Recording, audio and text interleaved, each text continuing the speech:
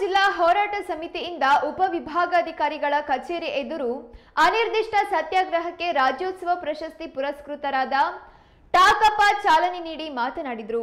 ಸಾಗರವನ್ನ ಜಿಲ್ಲಾ ಕೇಂದ್ರವಾಗಿ ಮಾಡಲು ಹೋರಾಟಗಾರರು ಪಟ್ಟು ಹಿಡಿದಿದ್ದು ಭೌಗೋಳಿಕವಾಗಿ ಜನಸಂಖ್ಯೆಯಲ್ಲಿ ವಿಸ್ತೀರ್ಣದಲ್ಲಿ ರಾಷ್ಟ್ರೀಯ ಹೆದ್ದಾರಿ ಸೇರಿದಂತೆ ಅನೇಕ ಕಾರಣಗಳಿಗೆ ಪ್ರಖ್ಯಾತಿಯಾಗಿದೆ. ಜಿಲ್ಲೆಯಾಗಿ ಪರಿವರ್ತನೆಯಾಗುವ ಎಲ್ಲಾ ಲಕ್ಷಣಗಳು ಸಾಗರಕ್ಕಿದೆ ಎಂದು ಕಾರ್ಯಕ್ರಮದಲ್ಲಿ ಮಾತನಾಡಿದರು. ಇನ್ನು ಪಕ್ಷಭೇದ ಮರೆತು ಅನೇಕರು ಈ ಹೋರಾಟದಲ್ಲಿ ಭಾಗಿಯಾಗಿದ್ದು ಹೋರಾಟಕ್ಕೆ ಪುಷ್ಟಿ ನೀಡಿದೆ. ಇನ್ನು ಈ ಪ್ರತಿಭಟನೆಯಲ್ಲಿ ಕಾಂಗ್ರೆಸ್ ಪಕ್ಷದ ಬಿಆರ್ ಜಯಂತ್, ಬಿಜೆಪಿಯ ಟಿಡಿ ನಾಗರಾಜ್, ದಿನೇಶ್ ಶಿರವಾಳ, ತೀನಾ ಶ್ರೀನಿವಾಸ್ ಸೇರಿದಂತೆ ಅನೇಕರು ಭಾಗಿಯಾಗಿದ್ದರು.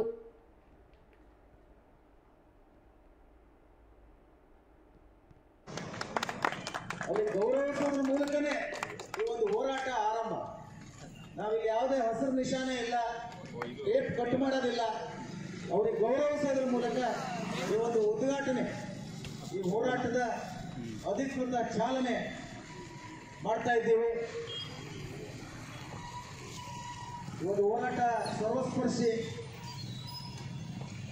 ಜಾತ್ಯತೀತ, ಪಕ್ಷಾತೀತ, ಉದ್ದೇಶ ಜಿಲ್ಲೆಯಾತ್ಮಕ ಆಡಳಿತಾತ್ಮಕವಾಗಿ ಇದೊಂದು ಶುದ್ಧ ಮಲೆನಾಡು ಜಿಲ್ಲೆ ಆಡಳಿತಾತ್ಮಕವಾಗಿ ಶುದ್ಧ ಮಲೆನಾಡು ಜಿಲ್ಲೆ ಆಗಬೇಕು ಅಂತಕ್ಕಂಥ ನಮ್ಮ ಬೇಡಿಕೆಯನ್ನ ರಾಜ್ಯ ಮತ್ತು ಕೇಂದ್ರ ಸರ್ಕಾರದ ಮುಂದೆ ಇಡ್ತಾ ಈ ಅನಿರ್ದಿಷ್ಟಾವಧಿ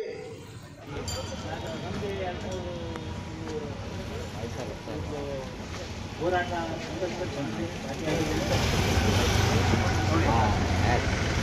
ಭಾಗಿಯಾಗಿದ್ದೇನೆ, ಅನುಭವಿಸಿದೆ. ಬಹಳ ವಿಶೇಷವಾಗಿ ಅಂದರೆ ನಮ್ಮ ಹಕ್ಕನ್ನು ನಾವು ಕೇಳೋದು ಬಹಳ ಮುಖ್ಯ. ಇದು ಭಾಳ ಮೊದಲಿಂದಲೂ ಹೋರಾಟದ ನೆಲ ಇದೆ. ಸಾಕಷ್ಟು ಮೊದಲಿರ್ಬೋದು,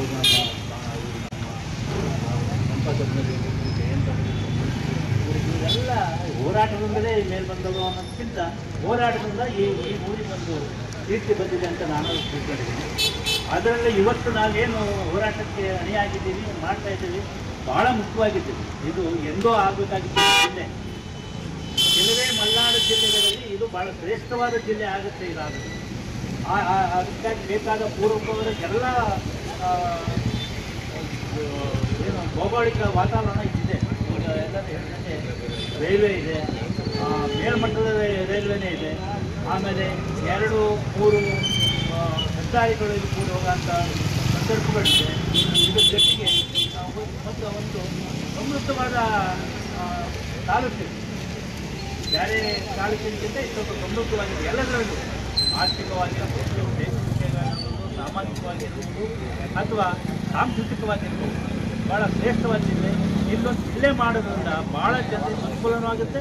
ಮತ್ತು ಒಂದು ಸರ್ಕಾರಕ್ಕೆ ಅಥವಾ ರಾಷ್ಟ್ರಕ್ಕೆ ಒಂದು ಕೀರ್ತಿ ತರೋಂಥ ಜಿಲ್ಲೆ ಆಗುತ್ತೆ ಅನ್ನೋದ್ರಲ್ಲಿ ಬೇರೆ ಮಾತಿಲ್ಲ. ಭಾಳ ಮುಖ್ಯವಾಗಿ ಈಗ ಹೇಳಿದಂಗೆ ಈಗ ನಾವು ನಮ್ಮ ತಾಲೂಕು ಭಟ್ಕಳ ಬಾರ್ಡರ್ನಾಗಿದೆ, ಈ ಕಡೆ ಭಾಳ ದೂರದಲ್ಲಿದೆ. ಇವೆಲ್ಲ ಜಿಲ್ಲಾ ಮಟ್ಟಕ್ಕೆ ಹೋಗ್ಬೇಕು ಅಂದ್ರೆ ಅಷ್ಟು ಸುಲಭ ಅಲ್ಲ. ಒಂದು ದಿನ ಅವನಿಗೆ ವ್ಯಯ ಆಗುತ್ತೆ, ಹೆಚ್ಚು ಕಮ್ಮಿ ಆದರೆ ಜಿಲ್ಲಾ ಕೇಂದ್ರದ ಉಳ್ಕೊಳ್ಬೇಕಾಗುತ್ತೆ, ಜಿಲ್ಲೆ ಬೆಳಗ್ಗೆ ಬರಬೇಕಾಗುತ್ತೆ. ಟೈಮು ಮತ್ತು ಹಣ ಎಲ್ಲದೂ ವ್ಯಯ ಮಾಡಬೇಕಾಗುತ್ತೆ.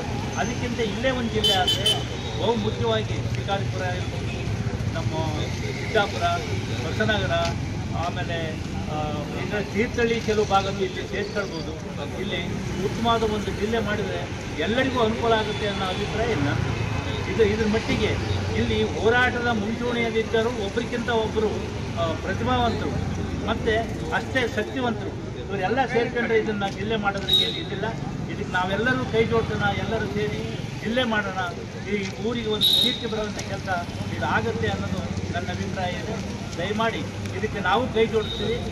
ನಾವು ನಿಮ್ಮ ಕಸ ನಾವು ಬರ್ತೀವಿ, ನಮ್ಮ ಕೈಲಾದ ಸಹಾಯ ನಾವು ಮಾಡ್ತೀವಿ ಜೊತೆಗೆ ಅನ್ನೋದನ್ನು ಹೇಳೋದ್ರ ಜೊತೆಗೆ ಇದು ಜಿಲ್ಲೆ ಆಗಲೇಬೇಕು ಅಂತ ನನ್ನ ಅಭಿಪ್ರಾಯ.